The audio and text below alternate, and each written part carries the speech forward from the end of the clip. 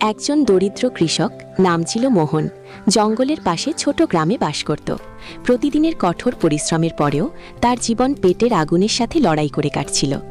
অভাব, চিন্তা এবং দায়িত্ব তাকে ভেতর থেকে ক্লান্ত করে দিয়েছিল। তবুও সে আশার হাত ধরে বেঁচেছিল। হে ভগবান, আজ ঘরে এক মুঠো শস্যও অবশিষ্ট নেই। বাচ্চারা ক্ষুধার্ত অবস্থায় ঘুমিয়ে আছে। আমি কার দরজায় যাব? আমার পরিশ্রমও হেরে গেল, মন ভেঙে যাচ্ছে। রাস্তা দেখিয়ে দাও প্রভু। সেই গ্রামেই রমেশ নামে এক ধনী ব্যবসায়ী থাকত। তার কাছে প্রচুর ধন সম্পদ ছিল, কিন্তু মন ছিল পুরোপুরি কঠোর। সে গরিবদের শত্রু মনে করত। গরিব লোকেরা শুধু ভিক্ষা করতে জানে, পরিশ্রম থেকে দূরে পালায়। এই ধরনের লোকেদের সাহায্য করা নিজের পায়ে কুড়াল মারার সমান। তাই আমি কারো উপর দয়া করি না। মোহন এবং রমেশ ছোটবেলায় খুব ঘনিষ্ঠ বন্ধু ছিল, কিন্তু সম্পদ পেতেই রমেশের মনে অহংকারের পাহাড় তৈরি হলো, যা তাদের বন্ধুত্বের মাধুর্য শেষ করে দিল। হয়তো আমার পুরনো বন্ধু কিছু সাহায্য করতে পারে। আজ শেষ আশা নিয়ে তার বাড়িতেই যাই, না হলে বাচ্চাদের ক্ষুধার জবাব আমার কাছে থাকবে না। মোহন সাহস জুগিয়ে রমেশের আলিশান বাড়িতে পৌঁছল, কিন্তু মনের ভেতর ভয় এবং ক্ষুধা উভয়ই একসাথে কাঁপছিল। মোহন বারবার থমকে যাচ্ছিল। ভাই রমেশ, আমার বাচ্চারা 2 দিন ধরে অভুক্ত। সামান্য কিছু শস্য দাও, আমি তোমার খেতে কাজ করে সব শোধ করে দেব। তোমার এই উপকার সারা জীবন মনে রাখব। রমেশ মোহনের কথা শুনে তাকে আর চোখে দেখল, যেন সামনে কোনো মানুষ নয়, বরং তার জন্য একটি বেকার বোঝা দাঁড়িয়ে আছে। বেরিয়ে যা আমার বাড়ি থেকে। আমি কোনো ধর্মশালা চালাই না। তোর দারিদ্রের ঠিকা আমি নিইনি। এখানে ভিক্ষুকদের জন্য কোনো জায়গা নেই। অপমানে মোহনের মন ভেঙে গেল। চোখে জল এবং পায়ে ভীষণ দুর্বলতা নিয়ে সে খালি হাতে বাড়ির দিকে ফিরে এলো, মনে গভীর কষ্ট চেপে রেখে। আজ বন্ধুত্ব মরে গেল, মানবতাও শেষ হয়ে গেল। হয়তো দরিদ্র হওয়াই আমার সব থেকে বড় অপরাধ, যার শাস্তি আমি প্রতিদিন পাচ্ছি। বাড়ি পৌঁছে মোহন দেখল যে স্ত্রী বাচ্চাদের ঘুম পাড়াচ্ছিল এবং চুলা পুরোপুরি ঠান্ডা পড়েছিল, যেন আশাও নিভে গেছে। কোনো ব্যাপার না গো, আজ না হয় কাল ভগবান নিশ্চয়ই শুনবেন। আপনি মন ছোট করবেন না। অন্ধকার রাতের পরেই তো আলো আসে। ভরসা বজায় রাখুন।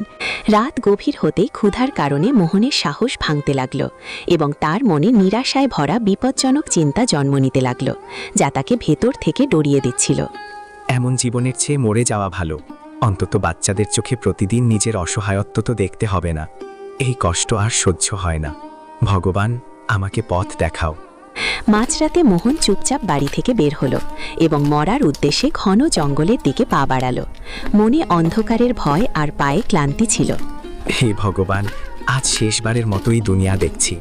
আমার কপালে শান্তি ছিল না, কিন্তু যদি কোনো পথ পাওয়া যেত। আমি মরতে চাই না।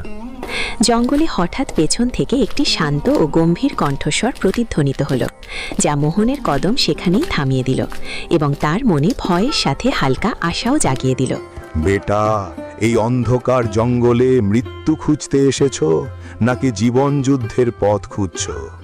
দুঃখ থেকে পালালে ভেঙে পড়বে, মোকাবিলা করলে নতুন ভোর পাবে, বিশ্বাস জাগবে। মোহন ঘুরে তাকাল তো সামনে এক তেজস্বী সাধু দাঁড়িয়েছিলেন, যার মুখে অদ্ভুত করুণা এবং চোখে গভীর স্নেহ ঝরছিল। বাবা, আমি খুব ভেঙে পড়েছি। ঘরে অন্ন নেই, বন্ধু ধাক্কা দিয়ে তাড়িয়ে দিয়েছে। বাঁচার সব শক্তি শেষ হয়ে গেছে। এখন বুঝতে পারছি না কি করব।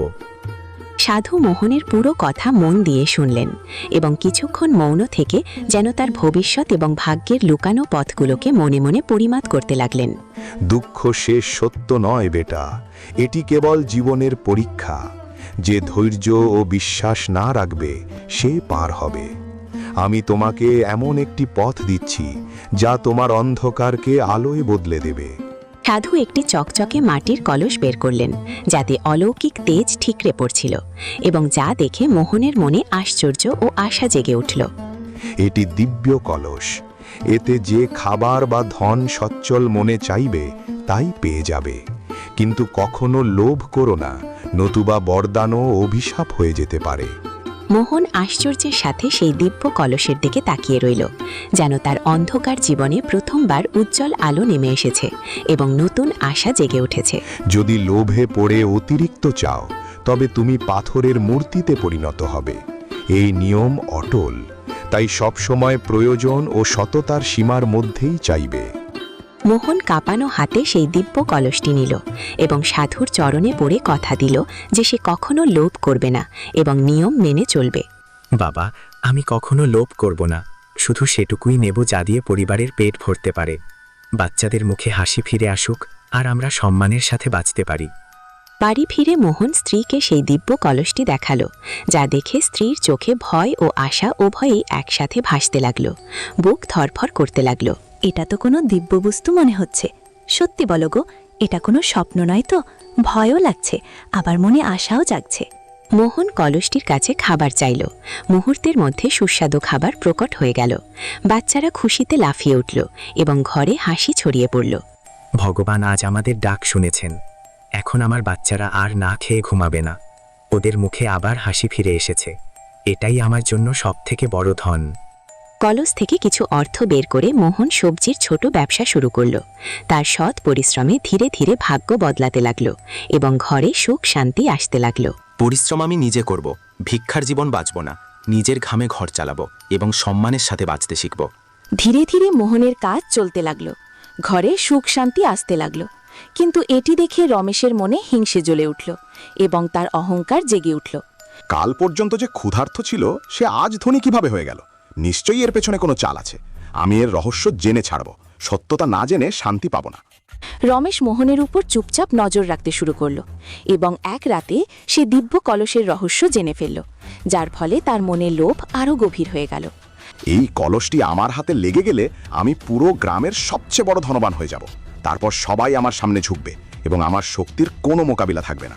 রাতের নিস্তব্ধতায় রমেশ চুপিসারে মোহনের ঘরের কাছে পৌঁছালো। আজ এই কলসটি আমার হয়ে যাবে, তারপর দেখবে পুরো গ্রাম আমার নাম নেবে। দরিদ্র মোহন আবার রাস্তায় চলে আসবে এবং আমার সমকক্ষ হওয়ার স্বপ্নও দেখতে পারবে না। রমেশ কাঁপানো হাতে কলসটি তুলল এবং অন্ধকারের মধ্যে চোরের মতো নিজের ঘরের দিকে ছুটে পালালো। বুক দ্রুত ধরফর করতে লাগলো। এবার দেখি সাধুর সতর্কতা কি করে। ধনের আগে সব কাহিনী। শক্তি তারই হয় যার কাছে দৌলত আছে, নিয়ম শুধু ভয় দেখানোর জন্য হয়। বাড়ি পৌঁছে রমেশ দরজা বন্ধ করল এবং কলসটিকে সামনে রেখে লোভী চোখে দেখতে লাগলো। মনে অগণিত সম্পদ পাওয়ার স্বপ্ন উকি দিতে লাগলো। হে কলস, আমাকে এত ধন দাও যে পুরো রাজ্যে আমার থেকে বড় কোনো ধনী যেন না থাকে। প্রাসাদ, সোনা, চাকর, গাড়ি সব আমার মুঠোয় চলে আসুক অবিলম্বে এবং নামের জয় জয়কার পড়ে যাক। ইচ্ছা প্রকাশ করতেই কলস থেকে তীব্র আলো বিচ্ছুরিত হল। ঘরে এক অদ্ভুত নিস্তব্ধতা নেমে এলো। বাতাস ভারী হয়ে উঠল, বুক কেঁপে উঠল, সময় থমকে গেল। এ কেমন আলো! মনে হয় আজ আমার ভাগ্য আকাশ ছোবে। এখন আমার শক্তির সামনে কেউ টিকতে পারবে না, সব কিছু আমার হবে। হঠাৎ রমেশের শরীর শক্ত হতে লাগলো, হাত পা পাথরের মতো ভারী হয়ে গেল। সে চেয়েও নড়তে পারল না এবং ভয়ে তার শ্বাস দ্রুত চলতে লাগলো। এটা কি হচ্ছে? আমি তো ধনী হতে চেয়েছিলাম। আমাকে বাঁচাও, কেউ বাঁচাও, আমি মরতে চাই না। এ কেমন অভিশাপ! আমার ভুল ক্ষমা করে দাও। কিছুক্ষণের মধ্যেই রমেশ পুরোপুরি পাথরের মূর্তিতে পরিণত হল। তার অহংকার এবং লোভ তারই ওপর ভারী হয়ে পড়ল। ধনের ক্ষুধা শেষ পর্যন্ত তাকে গিলে নিল। ঘরে নিস্তব্ধতা ছিল। সকালে রমেশের স্ত্রী ঘরে এলো। সামনে পাথর হওয়া মূর্তি দেখে তার হুঁশ উড়ে গেল। চিৎকার তার গলায় আটকে গেল, চোখে ভয় ছড়িয়ে পড়ল। হে ভগবান, এটা আমার স্বামীর কি হলো? এ তো রমেশই, কিন্তু পাথর কিভাবে হয়ে গেলেন? কোন পাপের সাজা তিনি পেলেন? কেউ আমাকে সত্যি বলো। রমেশের স্ত্রী তখনই বুঝতে পারল যে এই সবকিছু দিব্য কলস এবং রমেশের অন্ধলোভের পরিণাম, যা তার স্বামীকে পাথর বানিয়ে দিয়েছে। নিশ্চয়ই তিনি মোহনের সাথে ছলনা করেছেন। সেই পাপের ফল আজ সামনে। লোভ আমার ঘর উজাড় করে দিল। হায়, যদি এই সত্যটা আগে বুঝতে পারতেন।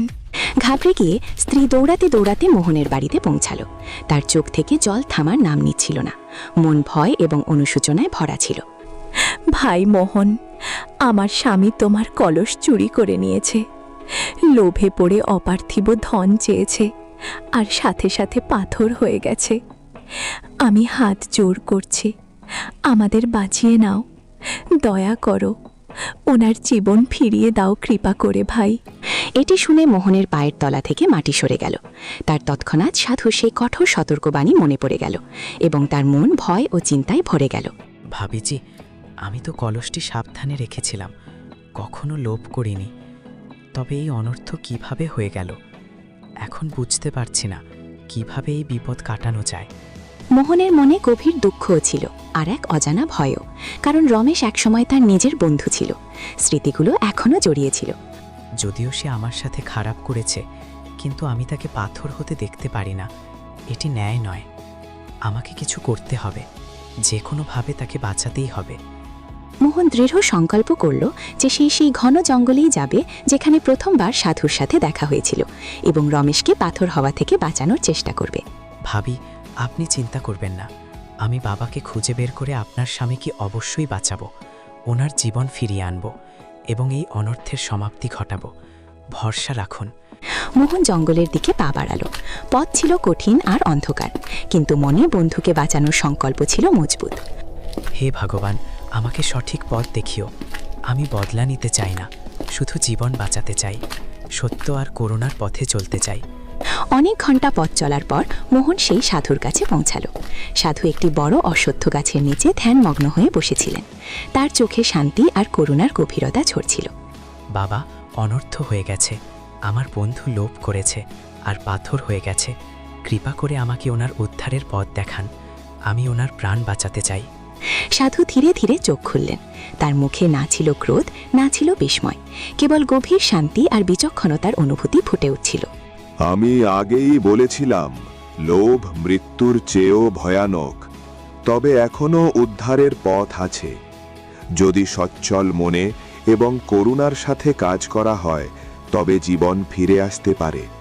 সাধু মোহনকে একটি নতুন পথ বাতলে দিলেন, যা ঘন জঙ্গলের ভেতর দিয়ে দিব্য পুকুর পর্যন্ত যেত, যেখানে শক্তি এবং করুণার এক অদ্ভুত উৎস ছিল। সেই পুকুরের জলের কয়েক ফোঁটা মূর্তির ওপর ছিটিয়ে দিও। এমনটা করলে তোমার বন্ধু আবার জীবিত হয়ে উঠবে। মোহন দেরি না করে দিব্য পুকুরের খোঁজে বেরিয়ে পড়ল, মনে দৃঢ় সংকল্প এবং বন্ধুকে বাঁচানোর অটুট ইচ্ছা নিয়ে। বাবা, আপনার উপকার আমি কখনো ভুলব না। আপনার দয়ায় আজ আমার বন্ধু আবার মানুষ হবে, তার জীবনে খুশি ফিরে আসবে এবং পরিবারের দুঃখ দূর হবে। দীর্ঘ যাত্রার পর মোহন নীল আলোয় ঝলমল করা দিব্য পুকুরটি দেখতে পেল। জলে অলৌকিক আভা এবং শান্তিপূর্ণ শক্তি প্রতিফলিত হচ্ছিল। এটাই সেই জল যা লোভের পাপ ধুয়ে দিতে পারে। এটি নিয়ে দ্রুত ফিরতে হবে, যাতে আমার বন্ধু আবার জীবিত হয়। সে জল নিয়ে গ্রামে ফিরল। পুরো রাস্তায় তার মনে কেবল একটাই প্রার্থনা প্রতিধ্বনিত হচ্ছিল, আমার বন্ধুর জীবন ফিরে আসুক এবং সে যেন আর কখনো লোভের পাথর না হয়। হে ঈশ্বর, আমার শত্রুকেও জীবন দান করো, কারণ ক্ষমাই পরম ধর্ম এবং করুণা থেকেই প্রকৃত উদ্ধার ও শান্তি মেলে। মোহন রমেশের বাড়িতে পৌঁছালো এবং পাথর হওয়া মূর্তির সামনে দিব্য জলের ফোঁটা ছিটালো। প্রতিটি ফোঁটায় জীবন ফিরিয়ে দেওয়ার শক্তি এবং করুণা প্রকাশ পাচ্ছিল। বন্ধু, যদি তোমার ভেতরে সামান্যতম অনুশোচনাও থাকে, তবে আজ আবার মানুষ হয়ে যাও। নিজের লোভ আর ভুল ত্যাগ করো, জীবনের প্রকৃত সুখ ফিরিয়ে আনো। ধীরে ধীরে মূর্তির মধ্যে নড়াচড়া হলো, পাথর গলতে শুরু করল এবং রমেশ আবার জীবিত হয়ে উঠল। মোহন জানতে পারল যে রমেশ জীবিত আছে। তার চোখে ক্রোধ জ্বলে উঠল। মনে মনে সে প্রতিশোধ নেওয়ার সংকল্প করে। রমেশ মোহনকে প্রতিশোধের দৃষ্টিতে দেখে এবং মনে মনে বলে, ঠিক আছে, তুই তোর মৃত্যুকে জীবন দান করলি। এখন আমিও দেখব তোর চাল কতটা সফল হয়, কিন্তু আমি পিছু হটব না। কিছুদিন পর রমেশ ধীরে ধীরে নিজের ষড়যন্ত্র আঁটল।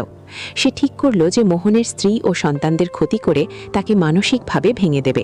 এবার আমি ওর স্ত্রীকে কোনো তান্ত্রিকের মাধ্যমে ক্ষতি করব। আর কিছুদিন অপেক্ষা, তারপর আমার পরিকল্পনা পুরোপুরি সফল হবে। রমেশ মোহনের স্ত্রীকে গোপনে অপহরণ করে নিল এবং কালো পাহাড়ের গুহায় বন্দি করে রাখল।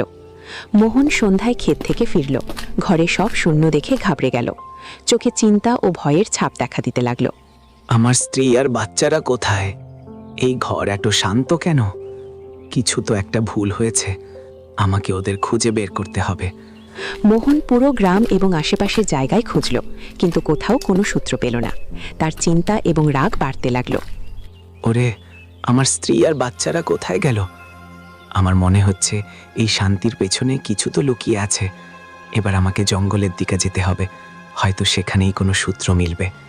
জঙ্গলের দিকে এগোতে গিয়ে মোহন সেই সাধুকে দেখতে পেল, যিনি আগে জাদুকরি কলস দিয়েছিলেন। তার চোখে গম্ভীরতা ও চিন্তা ছিল। মোহন বেটা, তোমার বন্ধু তোমার স্ত্রী ও সন্তানদের কালো পাহাড়ের গুহায় বন্দি করে রেখেছে। মোহনের রাগ ফেটে পড়ল। তার মন বলছিল যে সে এখনই গিয়ে রমেশকে শেষ করে দেবে, কিন্তু সাধু তাকে থামালেন। আমি এখনই গিয়ে ওকে শেষ করে দেব। এইসব অপরাধের মূল্য চুকানো ছাড়া ওকে ছাড়ব না। এটি কোনো সাধারণ কাজ নয়। তোমার বন্ধু কোনো তান্ত্রিকের সহায়তা নিয়ে এ কাজ করছে। একে হারানো সহজ হবে না, তাই তোমাকে সতর্ক ও শক্তিশালী হতে হবে। সাধু মোহনকে একটি জাদুকরি তলোয়ার দিলেন। সেটির তেজ ও শক্তি দেখে মোহনের ভেতরে আবার সাহস ও শক্তি জেগে উঠল। এই তলোয়ার দিব্য শক্তিতে ভরপুর। এটি সঠিক সময়ে ব্যবহার করো। লালসা এবং মন্দের মোকাবিলা শুধু এটি দিয়েই করতে পারো। মোহন তলোয়ার হাতে নিল এবং দৃঢ় সংকল্প করল যে সে রমেশের কাছ থেকে শুধু নিজের স্ত্রী ও সন্তানদেরই বাঁচাবে না, বরং তার অপরাধের প্রতিশোধও নেবে। এখন আমি আর ভয় পাওয়ার লোক নই।